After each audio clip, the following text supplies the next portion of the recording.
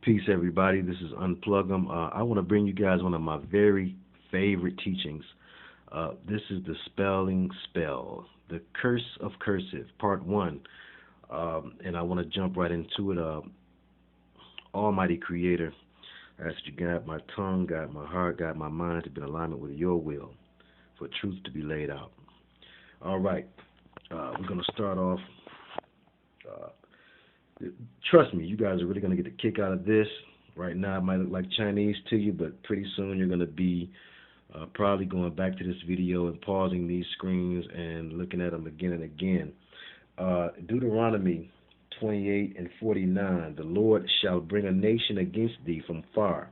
This is, of course, this is a prophecy going out to the Israelites concerning their future and what will happen to them in the future. And it says, 28 and 49, the Lord shall bring a nation against thee from far, from the end of the earth, as swift as the eagle flieth, a nation whose tongue thou shalt not understand.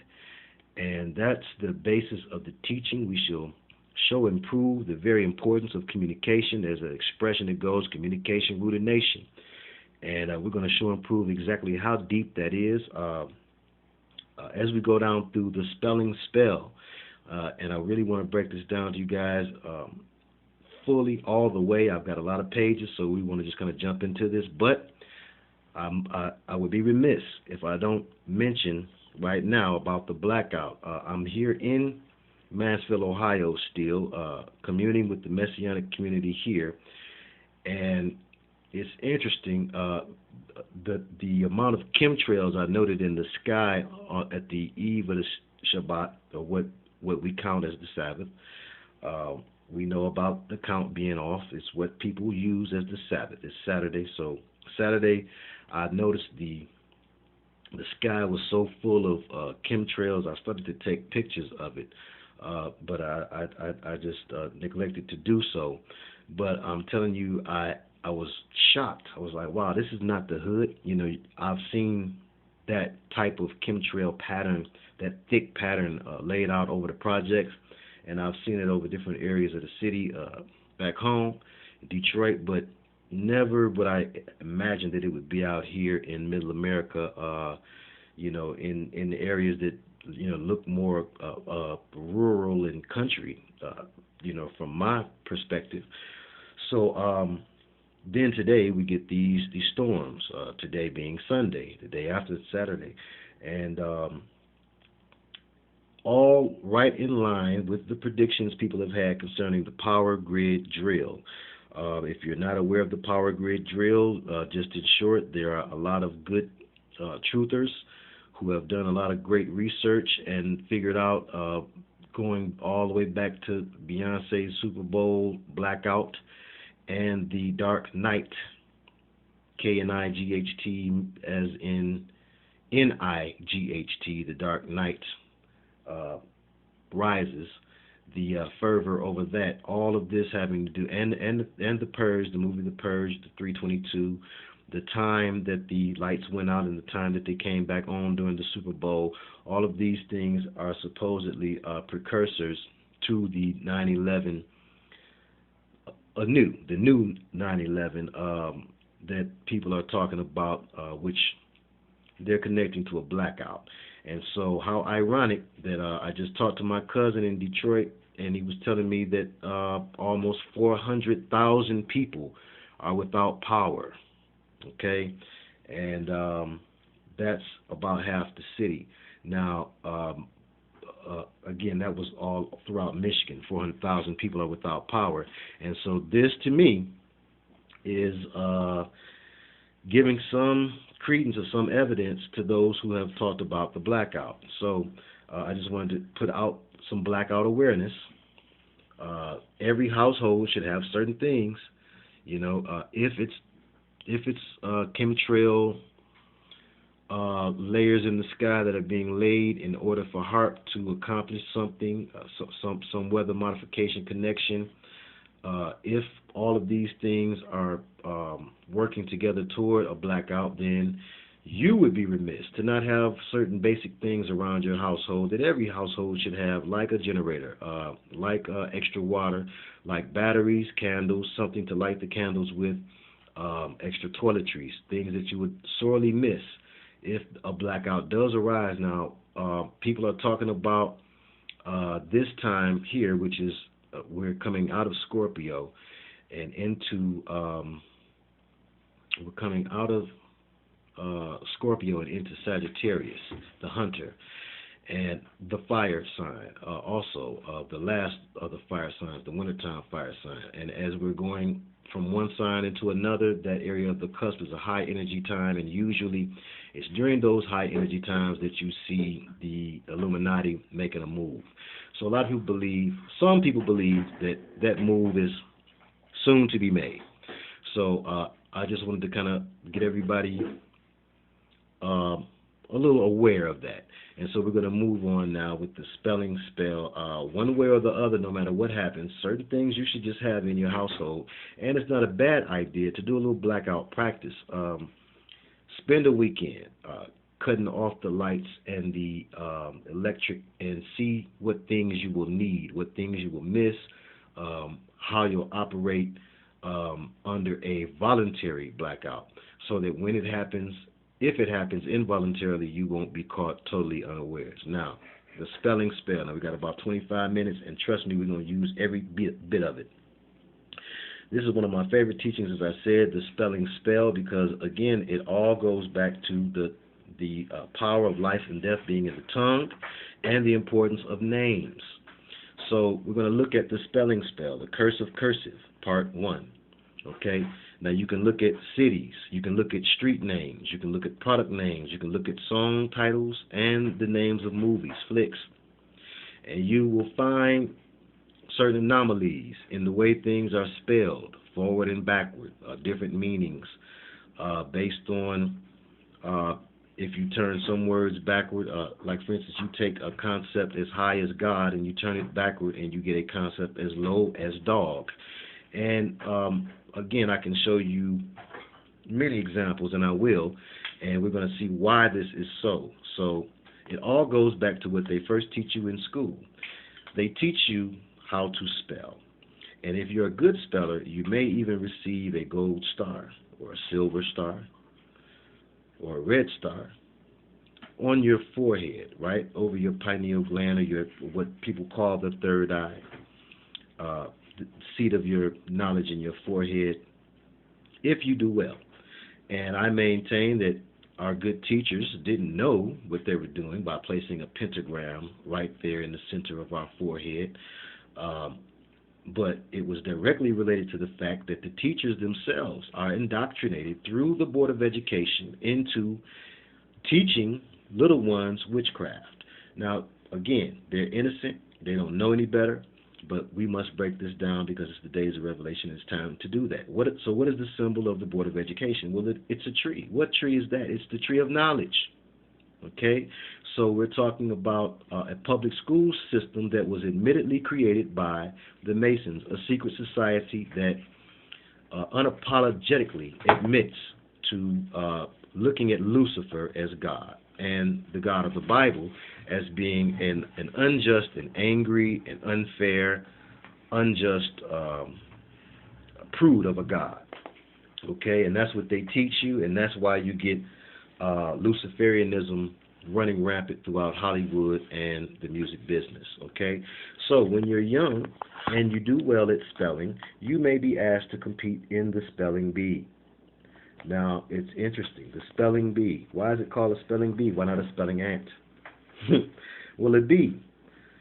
The B, the letter B, is a big deal in Masonic symbolism because it represents the 13. And 13 is nothing but, we don't have fear of any numbers or letters, but we're going to break down what those who put magical connotations to these things. We're going to break down what they believe and what they intend.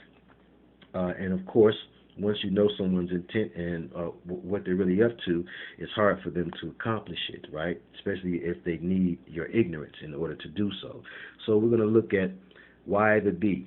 Well, Bees are a lesser known Masonic sign, a lesser known Masonic imagery. Why? Is it because they're builders? Is it because they operate with a hive mind? Is it because they're deadly? All of these things are things we can relate to the Masons. Is it? And again, the Masons are but the most popular of secret societies, and so the squeaky wheel get the oil. Okay, we know that it's the Order of Sin or the Order of the Serpent, the Brotherhood of the Snake, that is the oldest secret society and is truly the culprit behind everything still today. These ancient secret societies have cloaked themselves and renamed themselves and remade themselves and transformed into the many secret societies that we see today, the most powerful of which we know being the Freemasons. So sorry, you guys, but you get the bad rap because of your association. Okay, the Royal Order. Bees operate under a royal order, as do the secret societies. They operate under a queen. And in the case of Queen Elizabeth, Beth being Hebrew for house, the house of lizards, Elizabeth is what that means, the house of lizards. Queen Elizabeth, we know, has unique bee stitching inside of her ceremonial gowns. And that bee stitching, we're going to break that down a little taste. You look at the Boy Scouts, who are nothing but junior Masons. Their big symbolism is the bee. The Secret Life of Bees. Well, the main character in that was Lily, which is short for Lilith, and it starred Latifah, who those of us my age and in that range can remember as Queen Latifah. Again, going back to the symbolism of the bee. Right now, we're just showing you a couple of things about the depth behind this spelling thing and why we use the term spelling bee and why we use the term spelling. Okay, so you have Latifah, who was the Queen Latifah, who plays in this movie, Secret Life of Bees, which happens to be the last movie the movie that Jennifer Hudson was promoting when her family was sacrificed and slaughtered. It was this movie, Secret Life of Bees. And most researchers and truthers will say that it was because of her initiation into the secret society that she lost her three family members in such a tragic and sudden way. Bees symbolize the witches and warlocks within the secret society. Why? Because they operate under a hive and they have a unified mindset. So, we broke down the B part of spelling bee. Well, now let's look at spelling itself. Now, the science of putting together symbols to create words which express meanings, that science is not called wording, although it's the science of creating words. We use letters to make the words, but we don't call this science lettering. Letters are nothing but symbols, ancient symbols, but we don't call this science the science symboling either. We call the science of arranging letters together to create words and convey meaning, we call this science spelling. Now, why is it called spelling? You will know the answer. Consider this. When connecting the symbols, creating a fluid, illusory effect, we call it cursive. When you connect the symbols all together, you create a fluid illusion type of effect. Notice how calligraphy looks. Calligraphy looks like pictures. Beautiful calligraphy especially. And some people have great, beautiful handwriting, and it can almost be hypnotic to look at a whole page of well-written cursive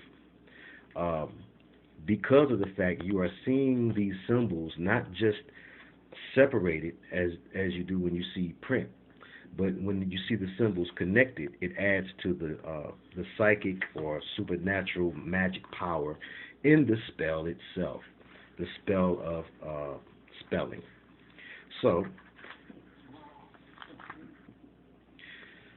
and again, we're basing this off of Deuteronomy 28 and 49. And again, remember, a nation whose tongue thou shalt not understand. And that's what we've been under, and that's for all peoples pretty much who are from America. Your heritage is 9 times out of 10, unless you're a Native American watching this or an original Moor, 9 times out of 10 you come from somewhere else and migrated here to this land. And once you were brought here to this land, there's a language that you must learn in order to get along, and that language is English. And I should have done English, an actual breakdown of the word English, and we can see that that comes directly from Anglo, and the word angel is nothing but a way of saying Anglo of L, okay, which is a racial term. We know that it was called the Malaki in Hebrew, okay, or the Malakut for the plural. But what is in a name? Well, my name is Theodore. There is the etymological part of that, and there is the tonology, the tonological part. The etymology of Theodore, they say, is a Greek word. It means God's gift. Well, the tonology is theo, door, and we know that theo comes from the Greek word theos for God, theology, theology, logi meaning logic of. So door, doorway.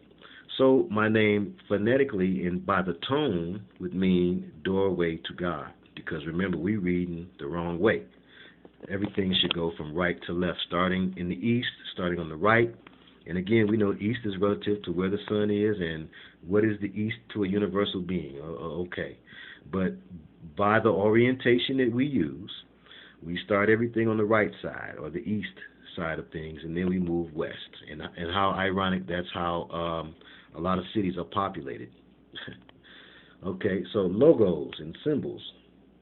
All right, in John chapter 1, it says, in the beginning there was the Word was God, and the Word was with God. And that, but the word that's used, the Greek word, because we're talking about the New Testament, so we have to go to Greek translations.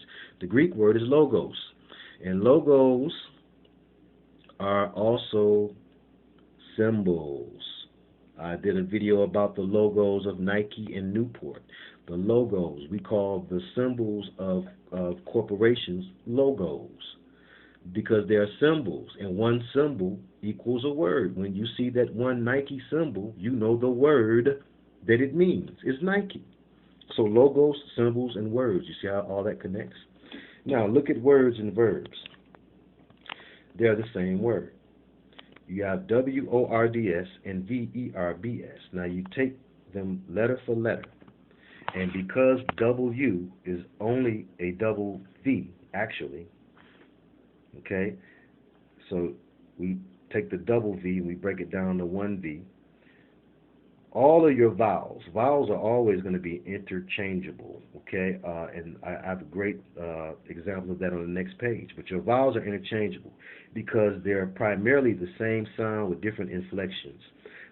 Some say they were the sounds given to the caveman to help the caveman form words.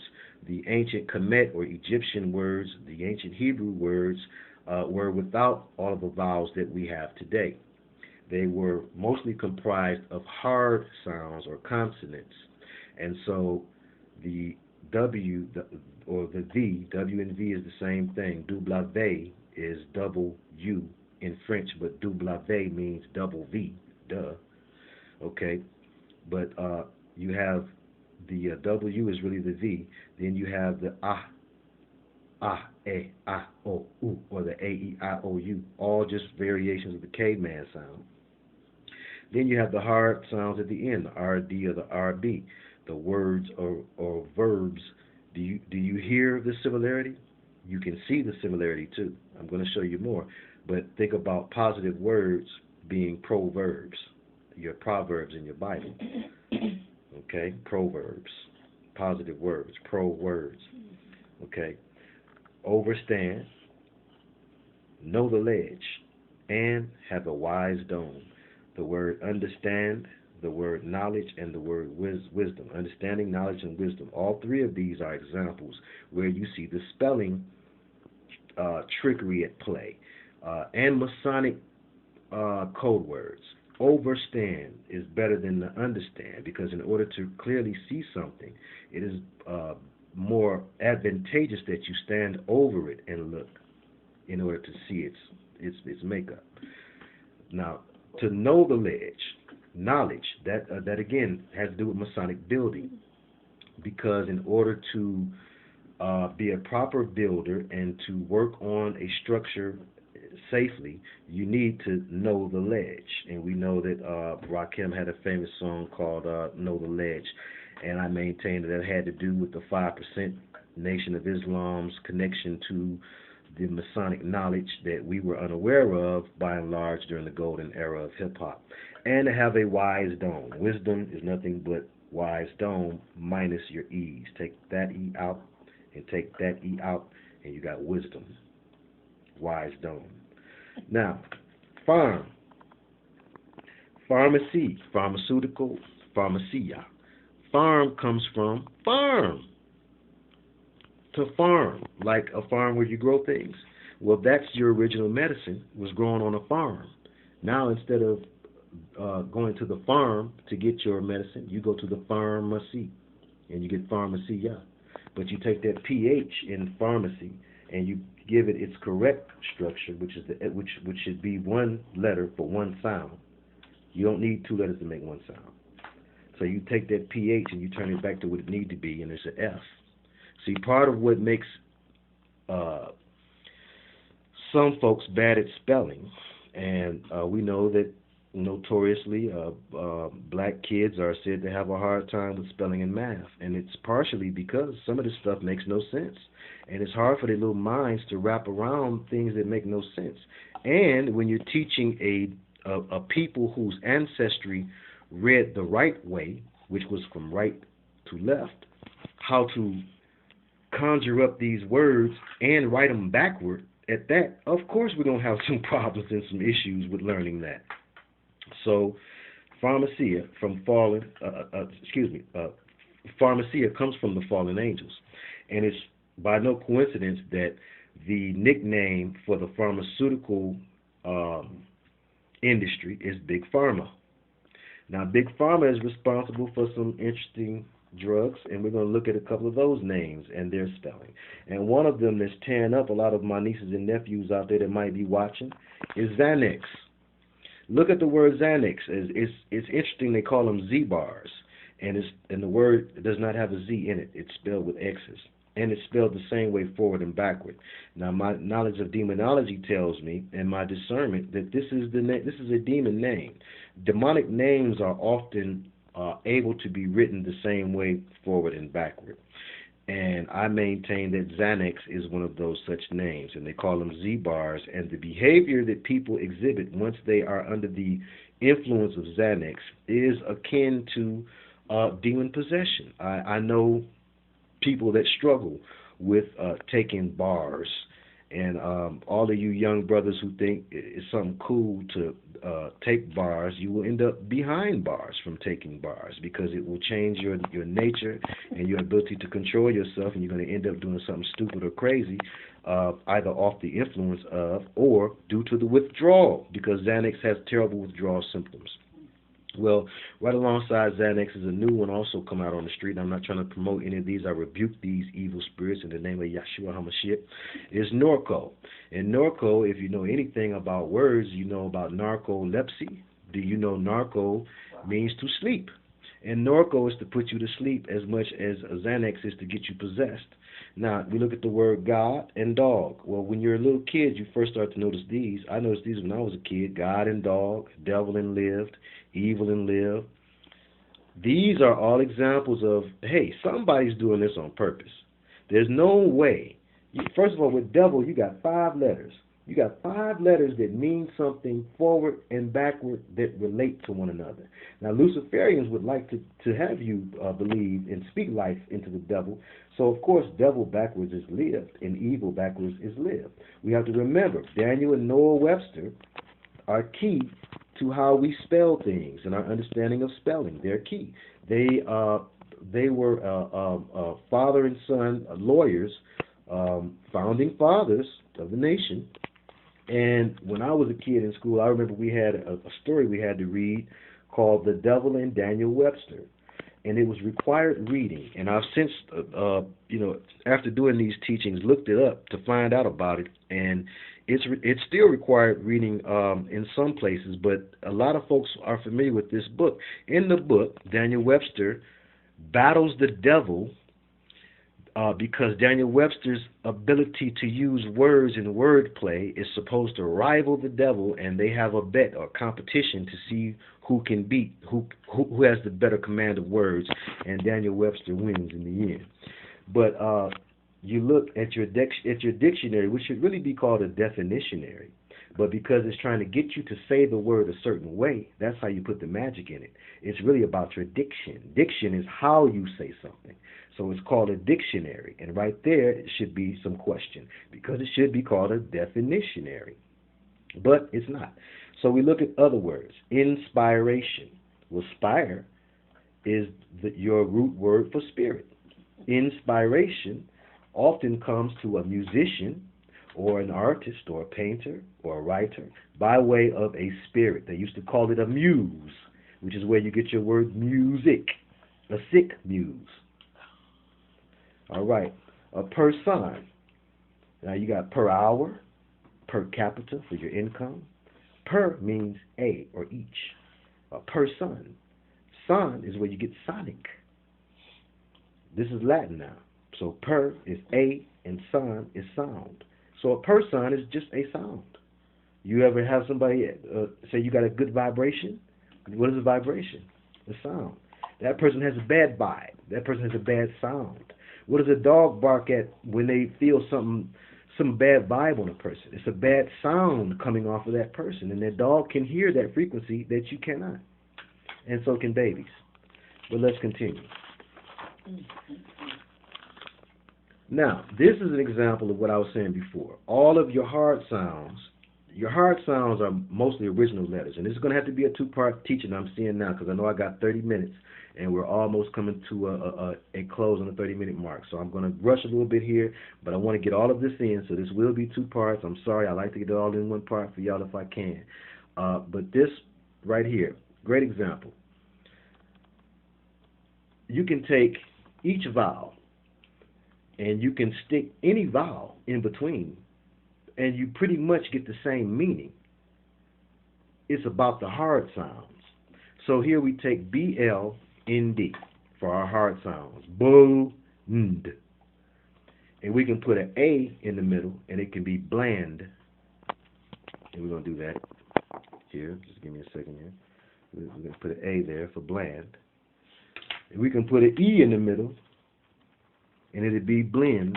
We can go all the way down there, the vowels. And just to show you that it's the consonants that are superior. Vowels are pretty much interchangeable. We can put an I in the middle, and it'll be blind. You got A, E, I. Let's go with O. You can put an O in the middle, and it'll be blonde.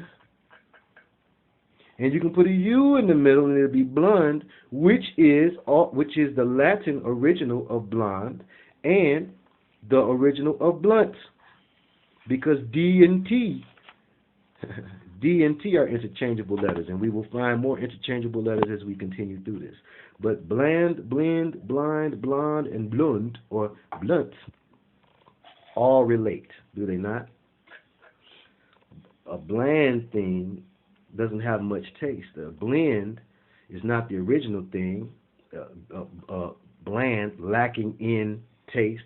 Blend, lacking in originality. Blind, lacking in sight. Blonde, lacking in color. Blunt, lacking in tact. So it all has to do with lacking. You see? And we can also, we can relate some of these things also to the era of the caveman, and how the caveman's living was bland. He comes from the original man. He was a blend. Living in caves in the darkness will make you blind. Lack of melanin in your hair will cause you to be blonde, and lack of civilization will cause you to be blunt. Now, we can also do the same thing with the word sex, and six. So we're coming to a close in this one. This will be part one. I'm just going to show you guys the page so you can maybe jump ahead and get ready for part two, because we're going to really try to rock the spot. Shalom.